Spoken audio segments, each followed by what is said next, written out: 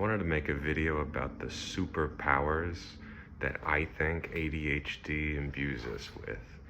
Any superhero story you can think of probably includes a beginning, an origin story, where they acquire their abilities, don't know how to use them, are misunderstood. It makes their life very difficult. There's the middle period where they find a way to harness these abilities, maybe like the X-Men going to the mutant academy. And then there's the kind of big narrative payoff where they are the heroes, precisely because of these abilities that used to make their lives so difficult. They know how to use them, and they can go off and like fight Magneto. And with ADHD, if you're willing to use that as a metaphor, like the X-Men's mutations, I think with ADHD, we are talking about a surplus of attention at all times. In the same way that Rogue absorbs the life forces and the powers of the other people she touches, or Storm controls the weather, with ADHD, at the level of our attention, we have so much that we are in the present, we are also in the past, and we are also in the future, simultaneously and endlessly. And this can be very difficult. I'm not going to spend a lot of time talking about what it looks like when that's going poorly for someone with ADHD. When it's going well for us, I really do think that we have access to superpowers. So, quick clarification, what I mean when I say we're in the present, the past, and the future, we are taking in a lot of data in every single moment, all the sights and the sounds and the flavors and the fragrances and the feelings. If we're in a conversation with someone, we're noticing their nonverbals, we're tuning into the details they're describing, we're stitching it together with our understanding of the bigger theme in this relationship and in the kind of content of the conversation. So that's the present. In the past, we are constantly being reminded of historical experiences, things we've learned, things we've experienced, things that we've been through before that feel in some way related to what we're going through now. And then in the future, we are kind of using this present intake and this past kind of recollection to formulate a pattern, recognize the pattern, and engage in predictions about where this present moment is going. So in conversations, that can lead us to interrupt a lot because we can kind of figure out what our response is going to be. But when it's going well for us, I think that it really is unique. If you don't have ADHD, I'm not so certain you're able to do like all of these things. And if you do have ADHD, I think you're able to do all of these things. So what I call the superpowers in ADHD, I think we're able to learn faster. I especially think we're able to learn faster in interactive educational environments. I think we can be autodidacts and teach ourselves stuff, but I think we pick up faster on themes and patterns and kind of insights in conversational settings. I think I made a list here because it's so easy for me to get lost in my own mental rabbit holes. The memory with ADHD is excellent, especially for chronology, especially for the kind of nuanced and subtle details of historic experiences. I think the problem is in efficiency of recall. The problem is not in accuracy of recall.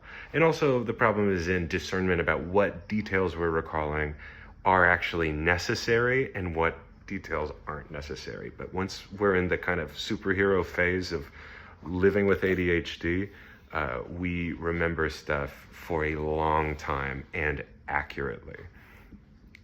I think this makes us creative. I think people with ADHD are innately creative. I think the joining of seemingly disparate ideas, which I've heard as the definition of creativity, I think that's readily available to us because of how much we're taking in, because of how much we're summoning, and because of our ability to stitch these together into kind of anticipations of what comes next.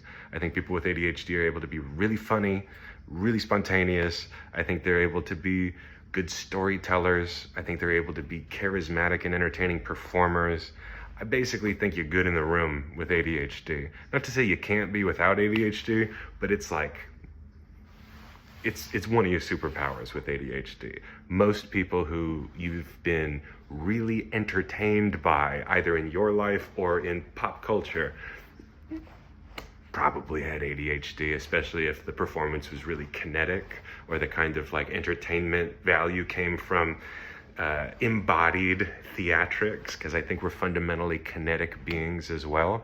We need to be able to move. I'm going to get in a moment to the strategies that help us harness this mutation and use these powers for good, but movement is essential. I also think that this thing called hyperfixation is something we can learn how to turn on and turn off again. And once we're able to do that, it's a total advantage in high stimuli milieus, in chaos. If we can hyperfixate on our responsibilities or our tasks or our commitments, whatever's within our scope, no matter what's going on around us, we're going to be very effective. So I worked on the COVID ICU at the University of Michigan during the first wave of the pandemic, and in my memory, it seems like everyone I had a significant working relationship with had ADHD. The doctors, the nurses, the psychologists, the chaplains. It was all people with ADHD, because it was such a chaotic and stimulating and intense environment. And that's kind of where we're able to be at our best. In addition, I also think people with ADHD are innately empathetic. I've never met anyone with ADHD who didn't have a significant experience of bullying or exclusion, being stigmatized and cast out of formative social circles or systems that you have to exist within when you're really young, like schools or churches. So that experience of being made to suffer, socially especially, often leads people with ADHD to tune into the suffering of others and make efforts to reduce it somehow, usually by understanding them, sometimes by including them, or sometimes by dedicating their lives to careers that are designed to be of service to people in crisis. So I'm referencing my list still. In the work I do with my clients, my scope is cognitive strategies and behavioral strategies. I don't do meds. Within these limitations, there are 5 arenas that I work with my folks to get kind of organized in and to prioritize and to protect time for. So those 5 categories are movement, rest, nutrition, contemplation, creativity. Movement, the first one, fundamentally kinetic beings. It feels like we're driven by a motor. We absolutely have no choice but to get exercise every day. And the days we don't get exercise, we're gonna feel it, and everyone who interacts with us is gonna feel it. You need to get exercise every day. Rest, you have to sleep through the night, and you gotta sleep through the night pretty much every night.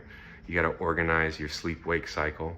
And there is no such thing as good sleep under the influence of a substance. You have to sleep sober if you want access to these superpowers. It's not just that you'll be hungover if you're using substances and trying to sleep. You'll also, through dysregulating your sleep cycle, you'll basically be jet lagged. Like every day of your life will feel like you have jet lag. So using substances, like, dude, it's up to you, but there's like no hope of accessing these superpowers if you're doing that regularly. And if you're not really putting a high premium on deep, consistent sleep every night. Nutrition, I think we're all very reactive to the things we take in or don't take in. And if we are hangry or having like a food allergy reaction, or our blood sugar levels are spiking and crashing all the time, and if we're eating really inconsistently, or if we're dehydrated, we're gonna be living with guaranteed brain fog and irritability, and we're just not gonna be able to harness these superpowers. So putting a high premium on nutrition is of paramount importance. The last 2, contemplation and creativity. These are very personalized. Contemplation basically means mindfulness, unless you already have a contemplative practice that works for you, a form of prayer or worship, something that allows you to access a feeling of stillness during the day. And then creativity, I kind of live and die by my journaling and my written organization of things. But some people, language isn't the best way for them to kind of get that need met. So theirs are going to be like more visual or more sonic. They're going to play music, they're going to paint pictures, they're going to do crafts or pottery or sculpting or something, singing, something like that, but anything that allows you to kind of engage in meaning making internally and privately. That's what I mean by creativity. So if you're able to protect time for all of these strategies and you're able to access all these superpowers, what it's going to feel like for folks in conversation with you is that you're completely tuned into them. You're fascinated by them. You're totally present.